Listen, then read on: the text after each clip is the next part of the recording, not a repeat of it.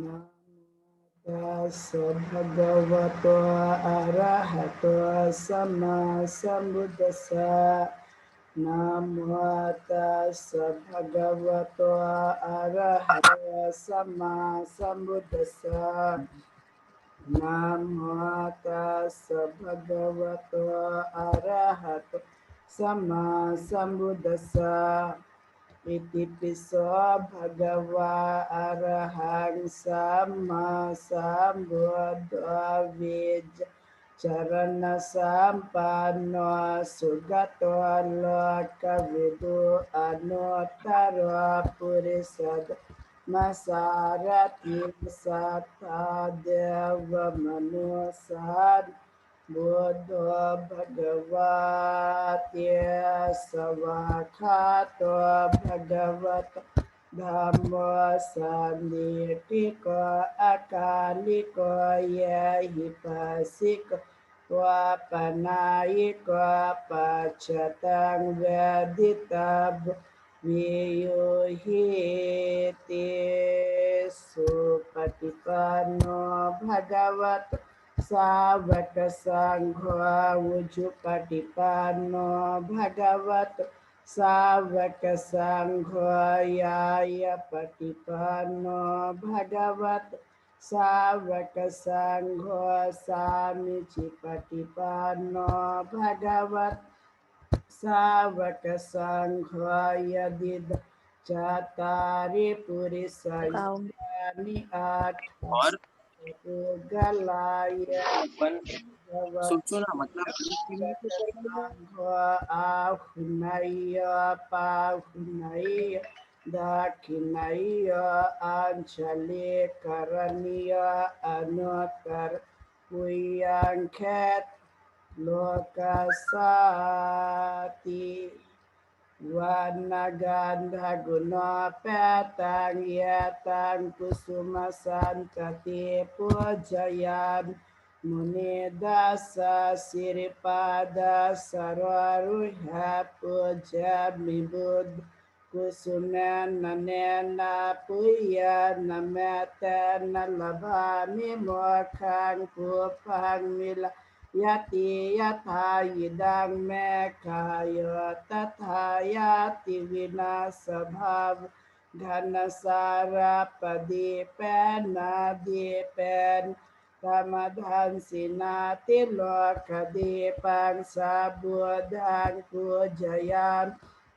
तमोनुदं सुगन्धिकाय वदनं अनन्तगुणगन्धिन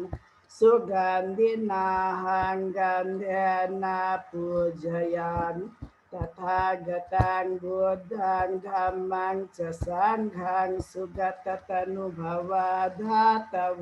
धातुगाभ्यलङ्काय जम्बुदीपतिदशपुरवर नागलोके च धूपे सभ्य बुधा सबिंब सकल दश दिशा के सलोमाति धातुवंद सभ्य बुद्धं दश बल तनुजनं बोधिचतियं नमामि वंदामि चतियं सबं सबठानेषु पतितं शारीरिक धातु महाबोधि बोधरूपं सकलं सदाति साधु साधु साधु।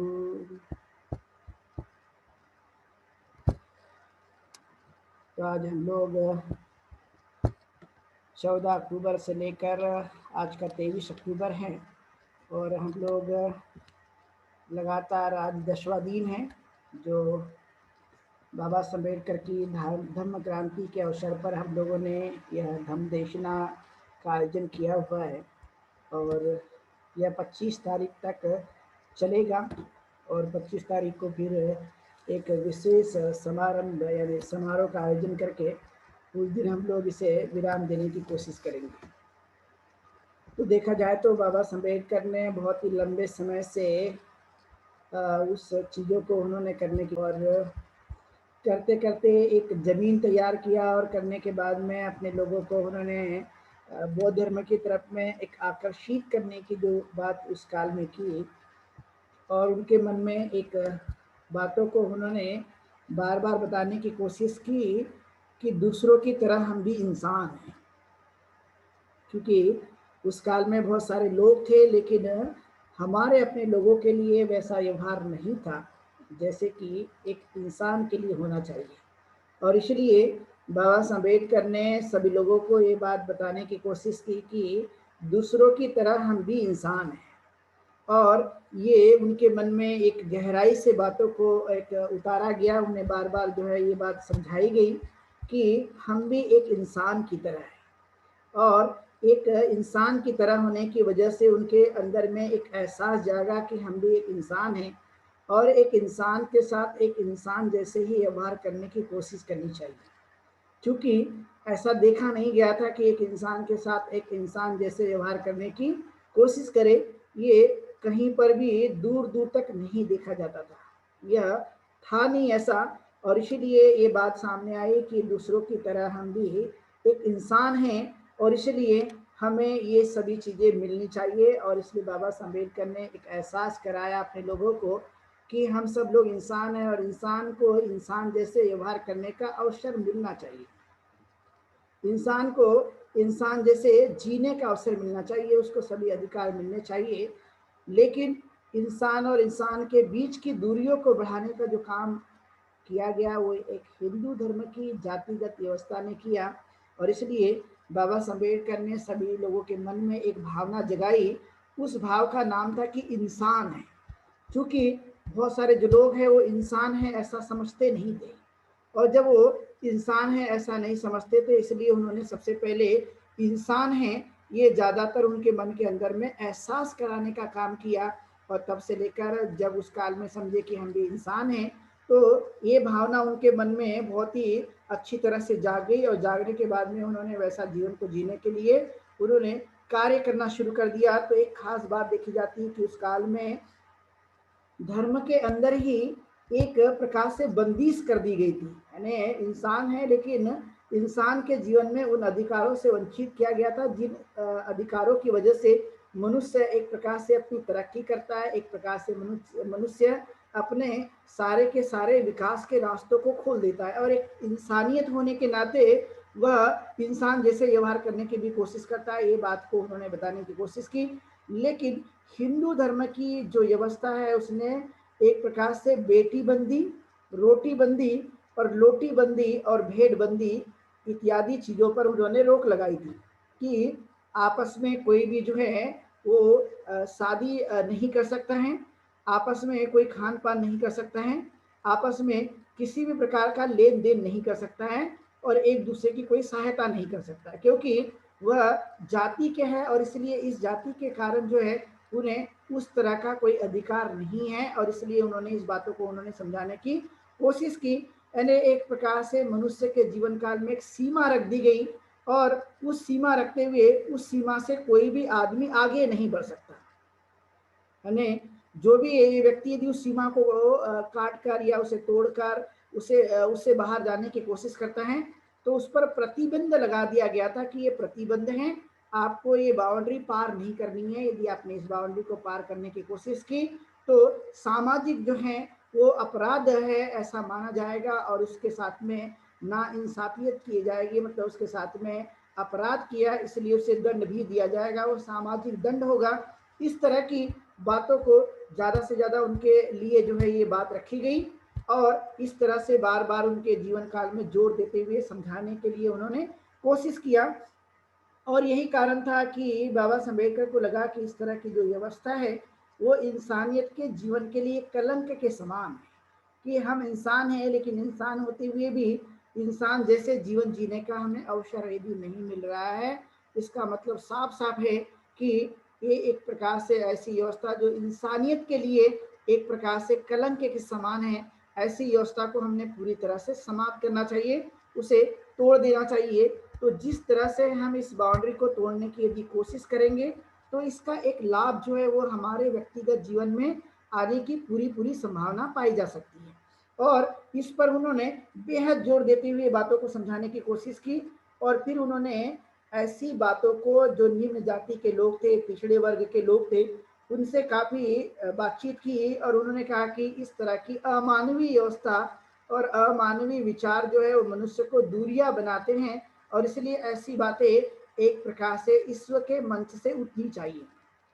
यानी दुनिया भर में जो लोग रहते हैं तो दुनिया के लोगों को भी इस बात का पता होना चाहिए कि भारत में रहने वाले जो लोग हैं वो विशेष तौर पर जो हिंदू मानसिकता रखते हैं वह इस तरह का एक प्रकार से व्यवहार करने की कोशिश करते हैं। तो ऐसे व्यवहारों का ईश्वर के लेवल पर पता होना, लोग उसको जाने कि भारत में भी इस तरह की व्यवस्था है, ताकि लोगों के दिमाग में या लोगों के ध्यान में ये बातें आ जाए और जिससे इस पर एक आवाज उठ सके ईश्वर के लेवल पे, ताकि एक घिनौनी जो व्यवस्था है, जो एक प्रकार से सड़ी गली व्यवस्था है, एक प्रकार से अमानवीय व्यवस्था है, जो मनुष्य को पंगु बना के रखती है और दिमाग को ही खोखला बना देती है, तो ऐसी व्यवस्था का बहिष्कार होना, ऐसी व्यवस्था के लिए एक कानून की व्यवस्था बनाए रखना और ईश्वर के लेवल पर इस बातों को उठाना जो बहुत ही जरूरी है। इस तरह से उन्होंने बातों को कहने की कोशिश की और इस बातों को उन्होंने पूरी तरह से बताया।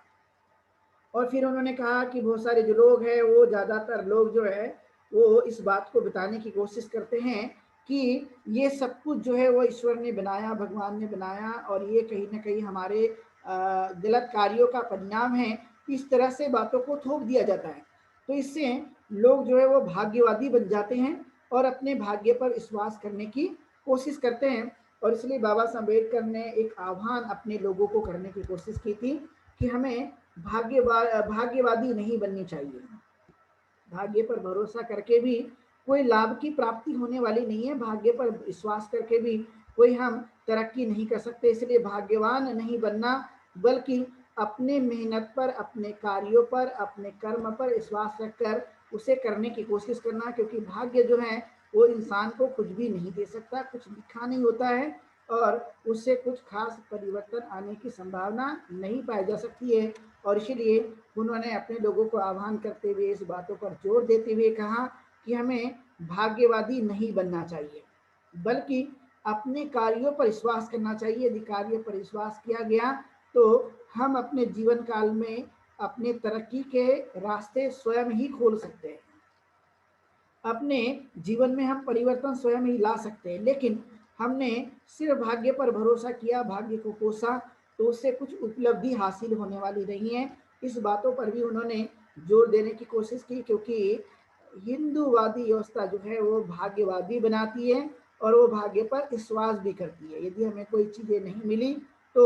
लगता है कि यह व्यक्ति के उस भाग्य में नहीं लिखा है और इसलिए वो चीज़ हमें प्राप्त नहीं हो रही है। तो गरीब आदमी भी इस तरह का चिंतन करने लगता है कि ये हमारे किस्मत में नहीं था, हमारे भाग्य में नहीं था और इसलिए हमें ये चीज़ें इस तरह से हमें जीवन जीने को प्रेरित या इस तरह के जीवन को हम जी रहे हैं। तो वो मन ही मन जो है वो अपने मन को कोसते रहते हैं और उनके जीवन काल में दुख उत्पन्न होते रहता है। इसलिए उन्होंने कहा कि हमें भाग्य पर भाग्यवादी न बनते हुए, भाग्य पर विश्वास न करते हुए हमें अपने कार्यों पर विश्वास करना चाहिए और उसे भली भांति करने की कोशिश करनी चाहिए। यदि हमने इस कार्य पर ध्यान देने की कोशिश की तो इसका एक बड़ा प्रभाव जो है वो हमारे जीवन में देखा जा सकता है और उसे करने की हमने कोशिश करनी चाहिए। तो इससे एक प्रकार से अपने जीवन में काफ़ी कुछ बदलाव आने की संभावना पाई जा सकती है। और फिर उन्होंने कहा कि हमने किसी के गुलाम नहीं बनना चाहिए, यानी जो हमारे ऊपर में गुलामी लाद दी गई, गुलामी को हमारे ऊपर में थोपा गया, तो यह हमारे जीवन में नहीं आना चाहिए। अर्थात गुलामी को या हम किसी के गुलाम नहीं बनना चाहिए, क्योंकि गुलाम आदमी अपने दिमाग से कुछ विचार नहीं कर सकता, कुछ सोच नहीं सकता है और कुछ उस पर दिमाग को सोचने के लिए कुछ एक प्रकार से विचार जो है उत्पन्न नहीं हो सकते। और इसलिए हमने किसी भी व्यक्ति का या किसी भी विचारधारा का या किसी भी ऐसे व्यक्ति का हमने वो गुलाम नहीं बनना चाहिए, क्योंकि गुलामी का जीवन एक प्रकार से मनुष्य के लिए काफ़ी खराब है, मनुष्य के लिए एक प्रकार से पंगु बनाने वाला है और मनुष्य को सोचने के लिए कोई भी ताकत नहीं देने वाला। इसलिए हमने किसी के भी गुलाम नहीं बनना चाहिए, क्योंकि हम जानते हैं कि हिंदू धर्मी व्यवस्था ने इंसान को गुलाम बना दिया था और इसलिए बाबा साहब अम्बेडकर ने उस गुलामी की जंजीरों को ही पूरी तरह से तोड़ने के लिए प्रेरित किया, उसे समाप्त करने के लिए प्रेरित किया और इस बातों को उन्होंने पूरी तरह से बताने की कोशिश की, जो कि बहुत ही जरूरी है अपने जीवन काल में समझने की दृष्टि से। और फिर उन्होंने कहा कि हमारे जीवन में यदि कोई रास्ता है अछूतपन को दूर करने का, उसे हमें समाप्त करना चाहिए, क्योंकि हिंदू धर्मी व्यवस्था ने अछूतपन को बना रखा है, उसे एक प्रकार से थोपा गया है और वो उसे समाप्त नहीं करना चाहते। लेकिन हम लोगों ने इसे समाप्त करने की कोशिश करनी चाहिए कि हम बिल्कुल भी अछूत नहीं हैं, और अछूतपन को जब तक हम स्वयं समाप्त नहीं करेंगे तब तक कोई भी अछूतपन को समाप्त करने की कोशिश नहीं करेगा, क्योंकि उनका आधार जो है, जितना ज़्यादा लोग विभाजित रहेंगे, जितने ज़्यादा लोग जो हैं परेशान रहेंगे और जितने लोग लाचार रहेंगे, जितने ज़्यादा लोग अशिक्षित बने रहेंगे, उनकी व्यवस्था ऑटोमेटिकली जिंदी रहेगी, मजबूत रहेगी। और इसलिए उन्होंने इस बात पर जोर देते हुए समझाने की कोशिश की कि हमें एक प्रकार से अछूतपन को ही पूरी तरह से समाप्त कर देना चाहिए, वो कहीं पर भी उसका नामो निशान ना रहे। इस तरह की भावना को ज़्यादातर हमने बढ़ाए रखने की कोशिश करनी चाहिए, क्योंकि मनुष्य के जीवन के लिए अछूतपन एक कलंक की भांति है। इंसान होते हुए भी इंसान जैसे जीवन जीने का अवसर नहीं है, और इसलिए हमें इस बात पर विशेष बल देने की कोशिश करनी चाहिए। तो अर्थात बाबा साहब अम्बेडकर उस काल में लोगों को समझा रहे थे, लोगों को एहसास करा रहे थे, लोगों की मानसिकता में परिवर्तन लाने के लिए उन्हें कई तरह की बातों को उनके जीवन में एहसास कराने के लिए विचार देते रहते थे कि आप लोग ये बातों को समझिए, ताकि आप जिस व्यवस्था में जीवन को यापन कर रहे हैं वो व्यवस्था कभी आप लोगों को कभी भी समानता नहीं दे सकती है, कभी भी वे बंधुत्व के आधार पर आपके साथ में व्यवहार नहीं कर सकती है, कभी भी वो आपका हित नहीं कर सकती है। और इसलिए एक नागरिक होने के नाते हमें जो अधिकार मिलना चाहिए वो अधिकार भी हमारे अपने जीवन काल में बिल्कुल भी नहीं है। जो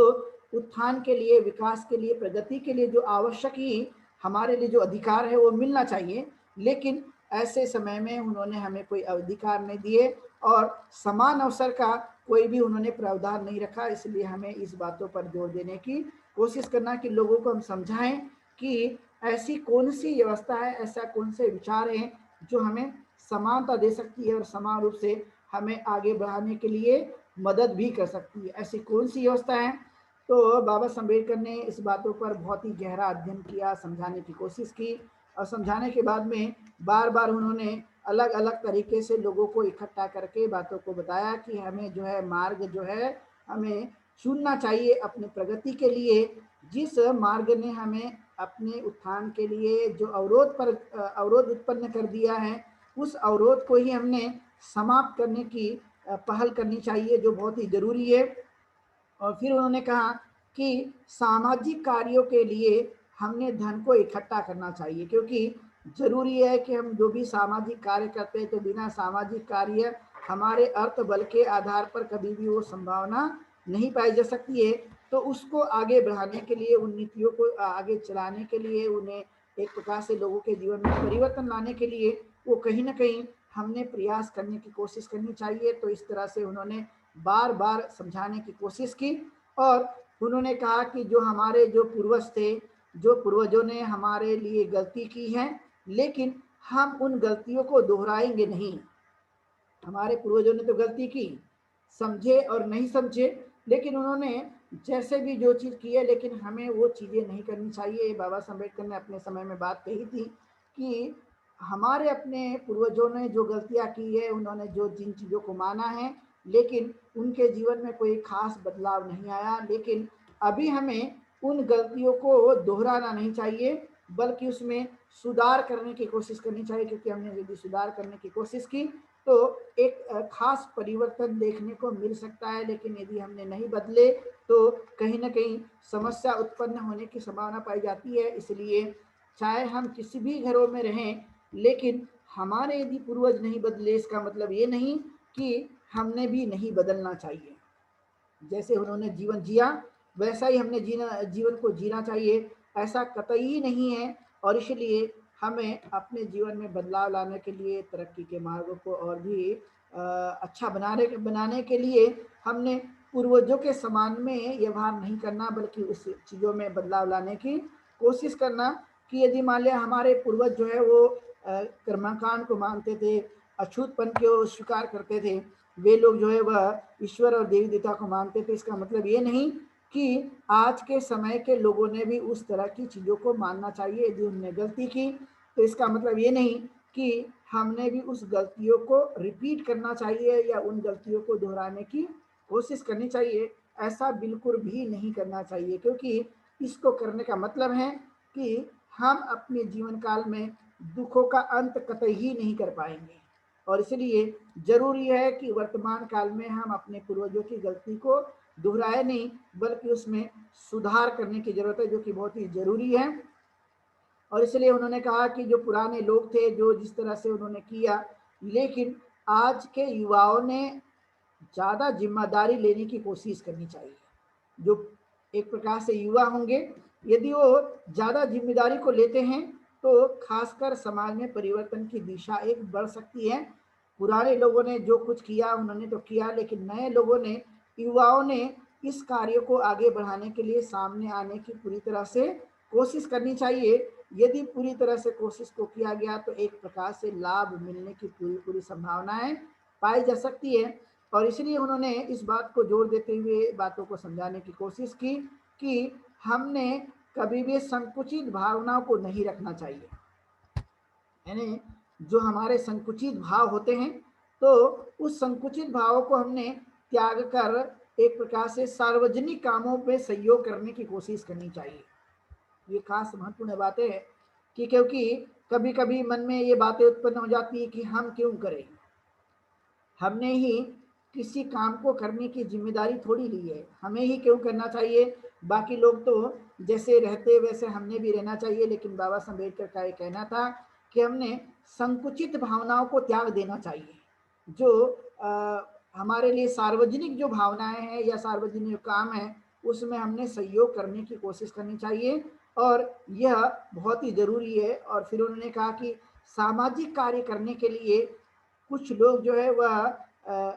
ऐसे ही काम कर सकते हैं, और कुछ लोगों को बिना पैसे के कार्य नहीं करते आता। इसलिए उन्होंने कहा कि ऐसे लोगों को काम करने के लिए हमने सहायता भी करनी चाहिए, क्योंकि सार्वजनिक कामों से एक प्रकार से बदलाव आने की संभावना पाई जाती है। हम अपने स्वयं के कार्य को तो करते हैं, लेकिन सामाजिक और सार्वजनिक रूप से बदलाव लाने के लिए कार्यों की जरूरत होती है, विचारों की जरूरत होती है, और उस विचारों को और भी मजबूत बनाए रखने के लिए एक प्रकार से सहयोग की जरूरत होती है। तो उसे भी हमने बनाए रखने की कोशिश करना चाहिए, जो बहुत ही जरूरी है। जब तक सामाजिक और सार्वजनिक कार्यों पर ध्यान नहीं दिया जाएगा, तब तक बदलाव की कोई संभावना नहीं पाई जाती है। और इसलिए इस पर हमने विशेष जोर देने के लिए आगे बढ़ना चाहिए, जो हमारे लिए काफ़ी महत्वपूर्ण है। और इन बलों को यदि हमने आगे बढ़ाने की कोशिश की तो एक प्रकार का जो परिवर्तन है वो इंसान के जीवन काल में देखा जा सकता है। और इसलिए उन्होंने कहा कि चाहे वो नौजवान स्त्री हो, चाहे वह पुरुष हो, उन्होंने समाज के सुधार के लिए वह कार्य करने पर जोर देना चाहिए। यदि वे जोर देते हैं तो एक प्रकार से वह कार्य को आगे बढ़ा सकते हैं। इसलिए उन्होंने कहा कि अनुकूलित ज्ञान को अर्जित करते रहना चाहिए। यदि हम किसी भी कार्य को करना चाहते हैं तो उसके लिए स्वयं को पहले हमने ज्ञान, स्वयं के लिए ज्ञान अर्जित करना चाहिए और ज्ञान को हासिल करना चाहिए, और उस ऊंचे दर्जे का ज्ञान को हासिल करके सामाजिक रूप से बदलाव लाने के लिए कोशिश करना चाहिए। क्योंकि सामाजिक दर्जा के सम्मान को उठाने के लिए जो भी कार्य करते हैं वह कोई साधारण कार्य नहीं माना जाता, वह एक प्रकार का ऊंचा कार्य है। और इसलिए समाज की प्रगति के लिए युवाओं ने और युवतियों ने, सब लोगों ने इस पर ज्ञान को हासिल करते हुए कार्य करने पर जोर देना चाहिए। जिस भी समाज में इस तरह के लोग देखे जाते हैं, उस समाज में दैनिक जीवन के लिए या दिनों दिन जो है वो परिवर्तन होने की पूरी पूरी संभावना पाई जाती है। और यह एक प्रकार से बेहद जरूरी है। इसलिए उन्होंने कहा कि हम लोगों ने ऊंचे दर्जे का ज्ञान रखना चाहिए, जितना हो सके तो अपने जीवन में ज्ञान का जितना संपादन कर सकते हैं वो करने की बार बार हमने कोशिश करनी चाहिए, जो बहुत ही जरूरी है। ज्ञान के बिना मनुष्य का जीवन अधूरा है, और इसलिए उन्होंने कहा कि जितनी हो सके तो ऊंची शिक्षाएं ग्रहण करनी चाहिए, ऊंचा दर्जे का उन्होंने एजुकेशन लेनी चाहिए। और फिर उन्होंने कहा कि अपनी स्थितियों को ठीक करने के लिए बड़ी से बड़ी नौकरियों को भी हासिल करना चाहिए, जिससे हम अपने जीवन काल में अपने जीवन का निर्वाह करने के लिए कई प्रकार के साधनों को हम लोग अपनी ज़रूरत के आधार पर उस चीज़ों का हम इस्तेमाल कर सकते हैं। और इसलिए यह बेहद ज़रूरी है कि हमने ऊंची से ऊंची शिक्षा ग्रहण करना, ऊंची से ऊंची नौकरियों को हासिल करना और अपने जीवन को बेहतर ढंग से जीवन को जीने की कोशिश करना, जो हमारे जीवन के लिए बहुत ही ज़रूरी है। इन बातों पर यदि हमने विशेष ध्यान देने की कोशिश की तो समाज में एक नया परिवर्तन देखने की हम लोग इच्छा रख सकते हैं या देखा जा सकता है, जो बहुत ही जरूरी है। इसलिए आपने देखा कि हमने शिक्षा तो ग्रहण करनी चाहिए, लेकिन शिक्षा ग्रहण करने के बाद में इंसान ने स्वार्थ के लिए या स्वार्थी नहीं बनना चाहिए। अपने जीवन को सार्वजनिक कामों के लिए भी कहीं ना कहीं लगाने की कोशिश करनी चाहिए, जो बहुत ही जरूरी है। इस ढंग से यदि हमने ध्यान देने की कोशिश की तो इसका लाभ जो है वह हमारे अपने जीवन काल में पाए जाने की संभावना पूरी पूरी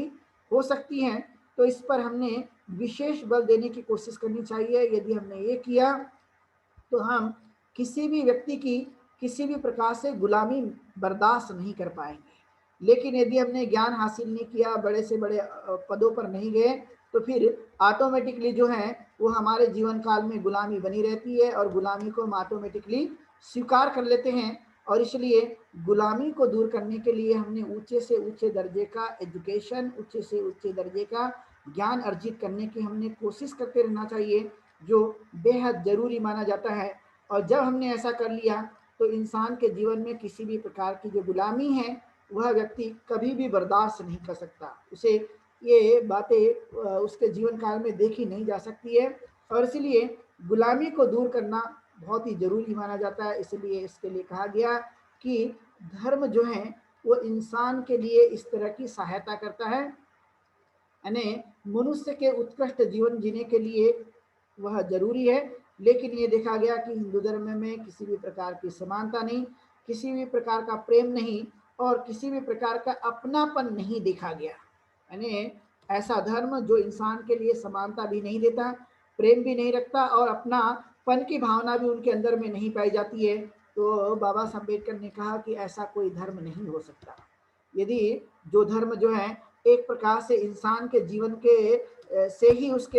एक प्रकार से समानता छीन लेता हो, प्रेम छीन लेता हो और अपनापन को ही समाप्त कर देता हो, तो ऐसा धर्म जो है वो धर्म कहने के लायक नहीं है, बल्कि वह एक प्रकार की एक बड़ी समस्या के रूप में उसे देखा जा सकता है। और इसलिए इसी सभी बातों को ध्यान में रखते हुए बाबा साहब अम्बेडकर ने 13 अक्टूबर 1935 को धर्मांतरण की घोषणा कर दी।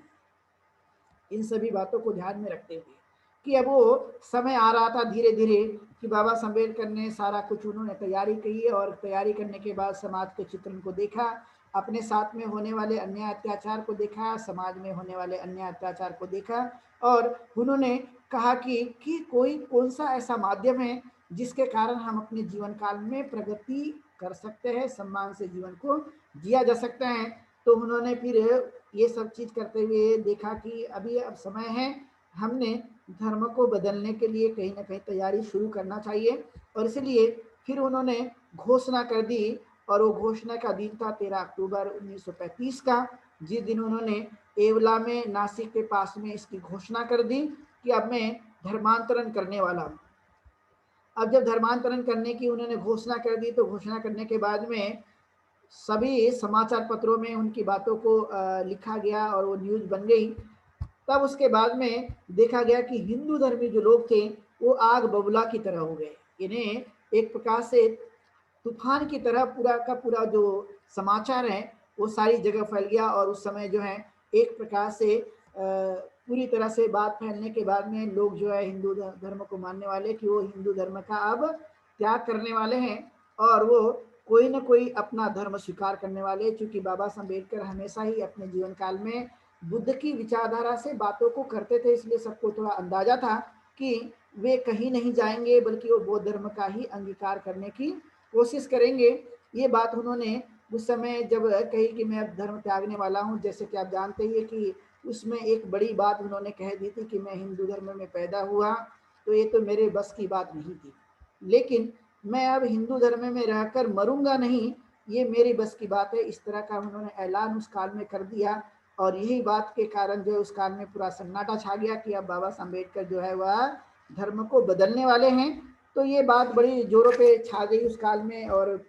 बड़े पैमाने पर देखी गई, क्योंकि उनको एक अंदाजा लग गया था कि जब तक हम हिंदू धर्म में रहेंगे तो हम अछूतपन के शिकार होते रहेंगे, और ये धर्म कभी अछूतपन को समाप्त नहीं करने वाला है, जाति की व्यवस्था को समाप्त नहीं करने वाला है, छुआछूत की व्यवस्था को समाप्त नहीं करने वाला है, और शूद्र और अति शूद्र की जो वर्णवादी व्यवस्था है उसको ये धर्म कभी समाप्त करने वाला नहीं है। और इसलिए यदि हमें अछूतपन को दूर करना है तो धर्म का अंगीकार करना होगा, और जिस धर्म ने अछूतपन को लाया है उसी धर्म को हमें छोड़ देना होगा, जिससे हम एक अपने जीवन काल में बड़ा परिवर्तन कर सकते हैं और स्वाभिमान का जीवन को जिया जा सकता है। इस तरह की बहुत ही गंभीर बातों को बाबा साहब अम्बेडकर ने करने की कोशिश की, समझाया कि ये काफ़ी ज़रूरी है, और जब समझाया तो उन्होंने इस बातों को बड़ी गहनता से देखने की कोशिश की, और देखा गया कि बहुत सारे जो लोग हैं इस बातों से काफ़ी प्रभावित हो गए, और उन्होंने कहा कि आप लोग जो है वो सामर्थ्यवान बन सकते हैं, आप शक्तिशाली बन सकते हो, और आपके जीवन काल में कुछ कई तरह के परिवर्तनों को देखा जा सकता है। कब? जब आप इस तरह से धर्म को बदलेंगे। लेकिन जिस धर्म ने आप लोगों को गुलाम बनाया वो कभी आपकी गुलामी को दूर करने वाला नहीं है, क्योंकि उसने बनाया ही है आपको गुलाम बनाने के लिए, उसने बनाया आपका शोषण करने के लिए, उन्होंने अछूतपन को बनाए रखने के लिए पूरी तरह से उन्होंने ये कोशिश करने की कोशिश की। और इसलिए फिर उन्होंने कहा कि हमें जो है अछूतपन को दूर करने की पूरी तरह से कोशिश करनी चाहिए, क्योंकि ये ठीक नहीं है। तो फिर उन्होंने कहा कि हमें सामर्थ्यवान बनना चाहिए, अपनी शक्तियों को जुटाने की कोशिश करनी चाहिए। यदि हम इन शक्तियों को जुटाने की कोशिश करते हैं तो काफ़ी कुछ अपने जीवन काल में एक बड़ा परिवर्तन आने की पूरी तरह से संभावना पाई जा सकती है, और इस पर ज़्यादा से ज़्यादा हमने बल देना चाहिए। तो फिर उन्होंने कहा कि हमें जन बल को इकट्ठा करना चाहिए, धन बल को इकट्ठा करना चाहिए, और उद्योग धंधों का हमने निर्माण करना चाहिए, और साथ में बड़े से बड़े पदों पर हमने जाने की कोशिश करनी चाहिए। यदि हमने इस तरह से कोशिश की तो हम सामर्थ्यवान बनेंगे, हम शक्तिशाली बन सकते हैं, और ये शक्ति हमें अपने जीवन काल में अपने आप को आगे बढ़ाने के लिए कहीं ना कहीं हमारी सहायता कर सकती है। और ये हमारे लिए बेहद ज़रूरी है कि हमने इस चीज़ों पर ध्यान देने की कोशिश करना चाहिए। जब हम इस तरह की कोशिश में कामयाबी हासिल करते हैं तो कहीं ना कहीं जब हम इतने सामर्थ्यवान होंगे तो हमारे साथ में कोई भी भेदभाव करने की कोशिश नहीं कर सकता। और इस बातों पर उन्होंने बेहद जोर देने की कोशिश की, जो आज के समय के लिए समझने की दृष्टि से बहुत ही ज़रूरी है। और उन्होंने कहा कि आखिरकार हमारे साथ ही ऐसा व्यवहार क्यों किया जाता है। तो उन्होंने कहा कि हम संख्या में चाहे वह बड़े होंगे या अधिक होंगे, लेकिन हम टूटे हुए लोग हैं। टूटे हुए इसलिए क्योंकि हम कहीं ना कहीं हमारी शक्ति बिखरी हुई है, वो इसलिए क्योंकि है तो हम सभी एक, लेकिन हमें कोई छोटी जाति में कोई बड़ी जाति में और जाति के नाम पर भी किसी को अछूत और किसी को सछूत बना दिया गया, और वो अलग अलग जातियों में रहते हुए अलग अलग तरह से व्यवहार करने की पूरी तरह से कोशिश की जाती है। और ज़्यादातर इस तरह से जीवन यापन करने के कारण हम लोगों पे जुल्म ढाया जाता है, हमारे ऊपर में अन्याय और अत्याचार करने की कोशिश की जाती है। तो हम सवाल पूछे अपने आप से कि जुल्म आखिर हमारे साथ ही क्यों किया जाता है। यदि बाकी लोगों के साथ में जुल्म क्यों नहीं किया जाता, अन्याय अत्याचार क्यों नहीं किया जाता, तो ये बात देखने को मिलती है कि अनेक जातियां आपस में भेदभाव करती है, और जाति के अंदर भी जो जातियां हैं वो आपस में मिलती नहीं है और एक दूसरे के साथ में भेदभाव करती है। और उस भेदभाव करने की वजह से ही हम एक नहीं है, एकता नहीं है, संगठित नहीं है, और इसलिए हमारे साथ में इस तरह के जुल्म होते हैं। तो इस जुल्म से निपटने के लिए या उसे दूर करने के लिए कहीं ना कहीं हमारे अपने अछूतपन को दूर करने की कोशिश करनी चाहिए। यदि इस तरह से कोशिश को किया गया तो काफ़ी हद तक हमारे अपने जीवन में फ़ायदा हो सकता है। और इसलिए आपने देखा होगा कि एक हिंदू दूसरे हिंदू के साथ में सहानुभूति नहीं रखता, चाहे वह गरीब हो, चाहे शोषित हो, चाहे वह अछूत हो या उसके साथ अन्याय अत्याचार हुआ होगा, लेकिन वो सबके सब यदि एक हिंदू भी हैं, लेकिन एक हिंदू दूसरे हिंदू के साथ में सहानुभूति नहीं रखता। और जब वो सहानुभूति नहीं रखता है, इसका मतलब है कि वह अपना आदमी नहीं मानता, वह अपना है इस तरह से समझता नहीं है। और ये इस तरह से नहीं समझने की वजह से एक प्रकार से काफ़ी कुछ जो है वो दिक्कतें का सामना करने की संभावना पाई जाती है। और इसलिए सहानुभूति कौन रख सकता है, कौन हमारी सहायता कर सकता है, कौन हमारी मदद कर सकता है, कौन हमारे काम आ सकता है, इस बातों पर विशेष बल देने के लिए उन्होंने मानवतावादी जो कुछ भी नीति तत्व हैं उसके तरफ लोगों को आकर्षित करने के लिए उन्होंने ज़्यादा से ज़्यादा लोगों को प्रेरित किया। और फिर उन्होंने कहा कि अक्सर जो है एक सवाल उठाया जाता है, आज भी उठाया जाता है, बाबा साहब अम्बेडकर के काल में भी ये सवाल उठाए जाते थे और बाबा साहब अम्बेडकर ने उसका खास रूप से जवाब देने की कोशिश की है। आपने आज के समय में देखा होगा कि अधिकतर जो है काफ़ी चिंतक और चिंतन करने वाले लोग, काफ़ी कुछ समाज में काम करने वाले जो लोग हैं, वो इस बात पर बड़ा भयंकर जो है वो अपने विचार को प्रस्तुत करते हैं। तो आज के समय में आप देखेंगे तो उस काल में भी इस तरह की बातें सामने आती थी। तो उन्होंने कहा कि पहले धर्मांतर करना चाहिए, कि पहले आर्थिक नीतियों को मजबूत करना चाहिए, या फिर पहले राजनीति को मजबूत करनी चाहिए, या पहले हमने शिक्षा ग्रहण करनी चाहिए। ऐसी तमाम बातों के लिए उस काल में जबरदस्त जो है वो एक सवाल उठाया जाता था, बातों को कहने की कोशिश की जाती थी। तो उस समय उन्होंने इस बात का बहुत ही सटीक और अच्छा जवाब देने की कोशिश की है कि अक्सर आज भी बड़े बड़े लोग जो है इस बात पर बहुत ज़्यादा फोकस करते हैं, इस बातों को समाज के सामने प्रस्तुत करने की कोशिश करते हैं, जो उस समय बाबा साहब अम्बेडकर के सामने भी इस तरह के प्रश्न आए हुए थे। तो बाबा साहब अम्बेडकर के सामने जो कुछ भी प्रश्न आए कि पहले धर्मांतरण या पहले आर्थिक प्रगति या पहले राजनीति, ये सभी सभी जो हैं वह प्रश्न उठाए गए। बहुत सारे लोगों ने उनसे प्रश्न करने की कोशिश की। आखिरकार व्यक्ति के जीवन में जो कुछ भी समस्याएं हैं, उस समस्या को दूर करने के लिए क्या उपाय हो सकते हैं, ये बाबा साहब अम्बेडकर के सामने काफ़ी एक नैतिक जवाबदारी थी। और उस नैतिक जवाबदारी के आधार पर देखा जाए तो यह सवाल एक प्रकार से पूछना वाजिब था, एक प्रकार से लोगों को जानना सही में था। लेकिन उस सवालों का उत्तर देने के लिए बाबा साहब अम्बेडकर ने जो कुछ भी प्रयत्न किए हैं, जो बातों लोगों को समझाने की कोशिश की कि पहले धर्मांतरण या पहले आर्थिक प्रगति या फिर राजनीति, इस तरह की बातों को लोगों के सामने उन्होंने जो प्रस्तुत किया, जो बहुत ही ज़रूरी है। तो हम इस बातों को जानेंगे कि आखिरकार कौन सी चीज़ ज़रूरी है मनुष्य के अपने जीवन के लिए, लेकिन कौन सी बातें उतनी ज़रूरी नहीं है। ये बातों को भी हमें समझने की कोशिश करना, क्योंकि आज के समय में काफ़ी कुछ भ्रम सोसाइटी में या समाज में दिखाई देता है और उस भ्रम को हमें ठीक करने की भी कोशिश करना बेहद ज़रूरी है। तो ये बातों को हम लोग जानेंगे, लेकिन जानने से पहले हम लोग लेंगे एक ब्रेक और ब्रेक के बाद में पुनः देखेंगे कि धर्मांतरण कितना ज़रूरी है, जो बाबा साहब अम्बेडकर ने हमें बताने की कोशिश की। तो एक ब्रेक के बाद हम लोग पुनः मिलते हैं और देशना जारी रहेगी।